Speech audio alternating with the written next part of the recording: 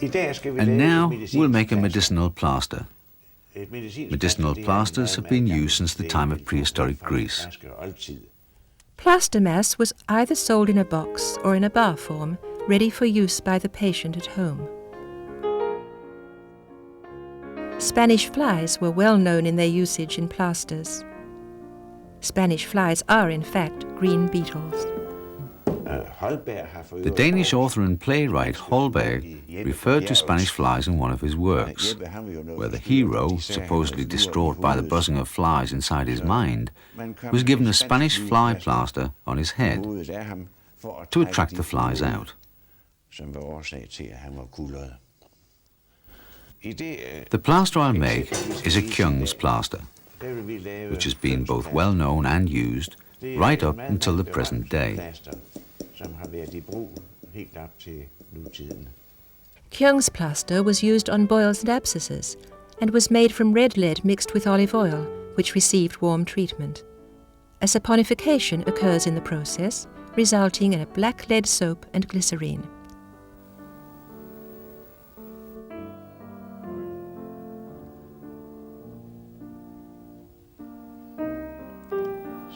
There.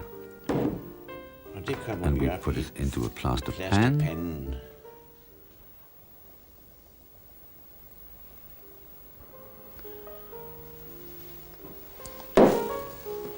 And add the red lead.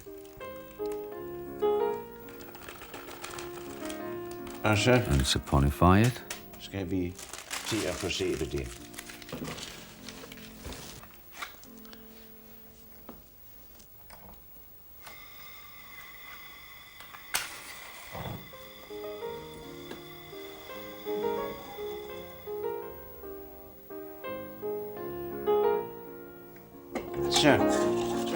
And now to warm it. As we soon can see, the saponification results in a lot of smoke.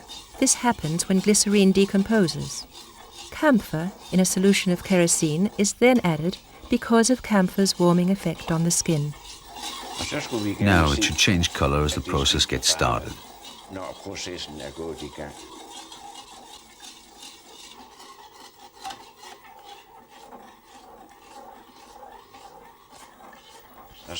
And at the same time smoke, and a liquid is formed. This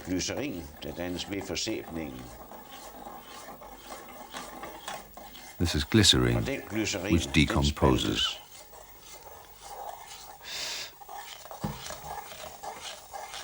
And now it's completely black.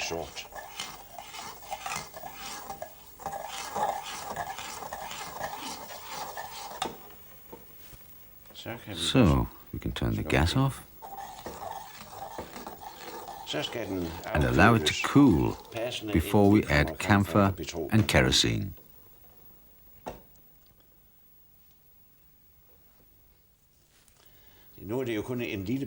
We're only making a small portion today. Otherwise, we'll have to open the doors and the windows, or even go outside because of the amount of smoke produced. Now for the camphor.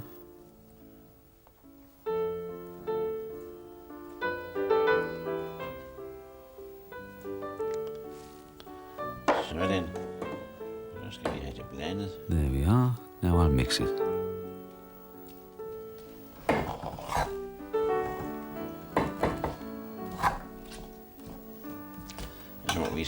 Perhaps we better warm it up a little,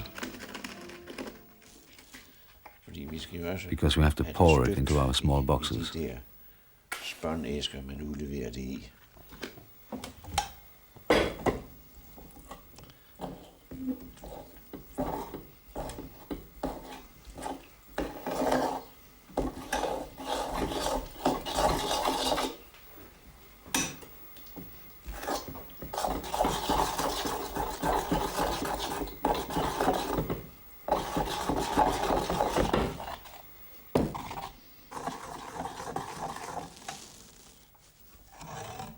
Right.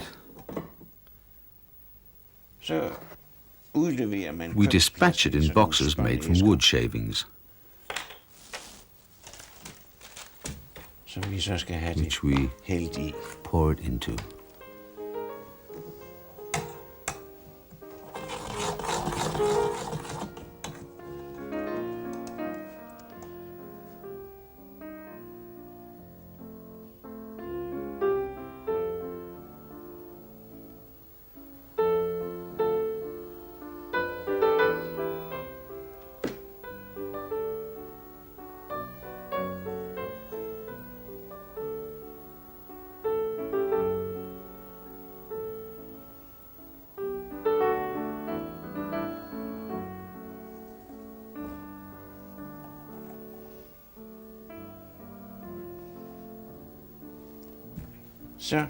So, when they've cooled down, we can put a lid on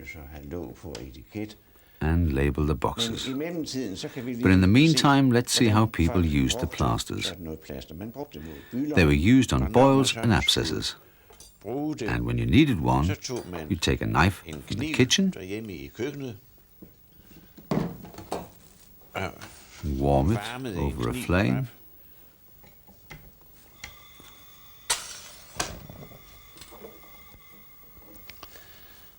so that you could take a little piece, because it has a hard consistency.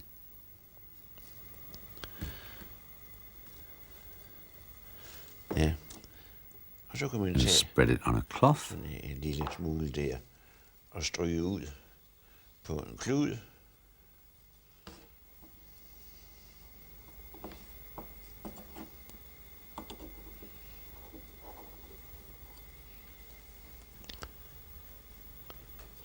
Like that, and place it onto the boil.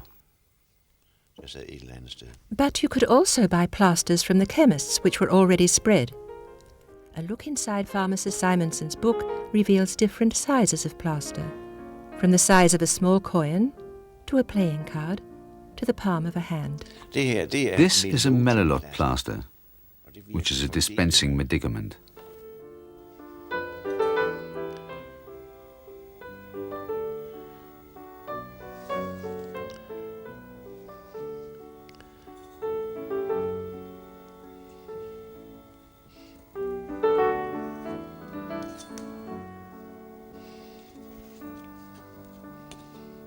Yeah. Preferably, it should be as even as possible.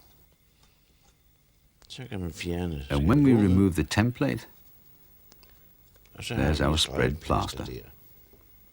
The two most ordinary plasters of recent times are the adhesive plaster for bandaging and plasters for wounds, which can have a disinfecting compress. Medicinal plasters fell out of use, but have since reappeared quite recently, such as nitroglycerine plasters. Nitroglycerine is easily absorbed through the pores of the skin, so if we remove the affixed paper, it can be positioned over the heart region, so heart functions can be strengthened by the nitroglycerine.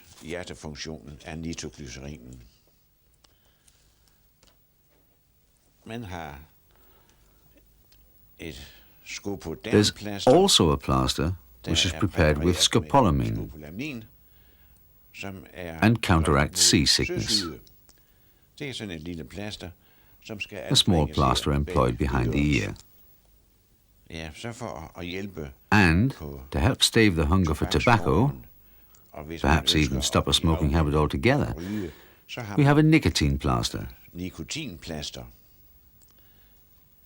which functions in the same way as a nitroglycerine plaster.